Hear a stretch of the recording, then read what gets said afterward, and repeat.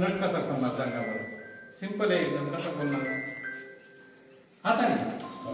एवढा कसा त्रास घेतोय हे बघा. 1 2 3 चला आता मुंबई वर जातोय बघा. हे बघा हे का टाळ्या वाजत नाही. ओके आहे ना. ही ट्रिक आहे. जगात कुठे जादू नाही हे लक्षात ठेवा. या ठिकाणी आपल्या बहिणी आलेले आहेत. दोन शब्द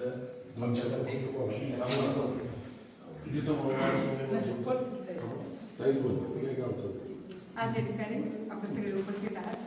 शाहू फुले आंबेडकरांच्या महाराष्ट्रात आपण वाढतो. डॉक्टर बाबासाहेब आंबेडकरांनी राज्यघटना केली आणि त्या राज्यघटनात आपल्याला सगळ्यांना आरक्षणाची तरतूद केली. म्हणून मी आज इथं उभी आहे. आरक्षण म्हणजे प्रत्येक घटकाला आरक्षण मिळतं. त्या आरक्षणामुळे प्रत्येकाला समान संधी मिळावी, जेणेकरून कुठलाही घटक मागे राहू नये. तर बाबासाहेबांचे, आदरणीय बाबासाहेबांचे खूप खूप उपकार आहेत आमच्यावर. आणि स्वर्गीय अजितदादा पवारांचे पण इतके उपकार आहेत की ते शब्दात मांडू शकत नाही आपण. आम्हाला उमेदवारी दिली, आम्हाला दोघांना उमेदवारी दिली, त्याबद्दल राष्ट्रवादी काँग्रेसचे खूप खूप आभार.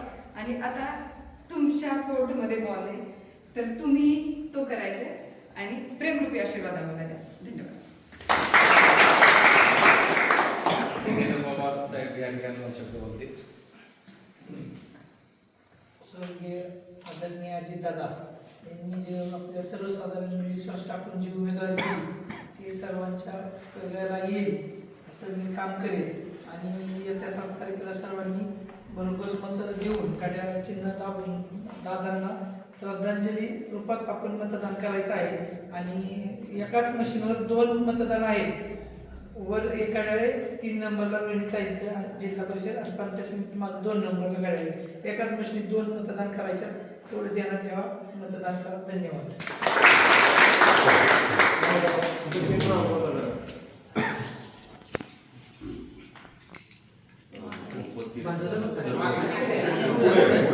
जिल्हा परिषदच्या उमेदवार रोहिणीताई, पंचायत समितीच्या आपले गटाचे जितेंद्र पवार हे उमेदवार उभे असून आपल्या गावातून एक रोहिणीताई मोरगावचे जरी असल्या तरी हे दोन्हीही उमेदवार आपल्याच गावचे समजून आपण भरघोस मताने त्यांना विजयी करायचे आणि मताच्या स्वरूपात एक दादांना श्रद्धांजली व्हायची.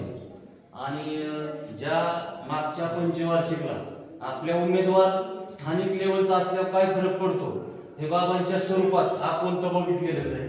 कारण पंचायत समितीला उपसभापती म्हणून बाबा होते व प्रियंका चव्हाण एक जिल्हा परिषद सदस्य होता.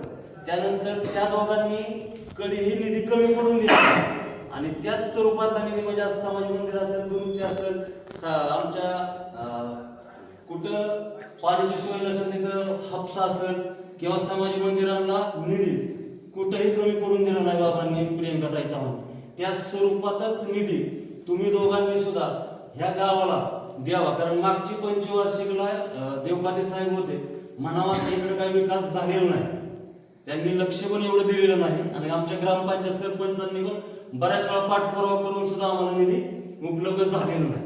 पण ह्या वेळेस स्थानिक लेवलचा उमेदवार जसं बाबांनी करून दाखवलं आणि प्रियंकाताईंनी तसंच सहकार्य तुमच्या स्वरूपात आम्हाला मिळेल व आमच्या गावाला भरघोस असा निधी मिळेल, त्या जेणेकरून आमच्या गावचा विकास जो सरपंचांनी केलाय, बाबा शिंदेंनी केलाय, त्या स्वरूपात विकास जे घोडदौड ह्या तुमच्या दोघांच्या स्वरूपात व्हावी हीच तुम्हाला शुभेच्छा देतो.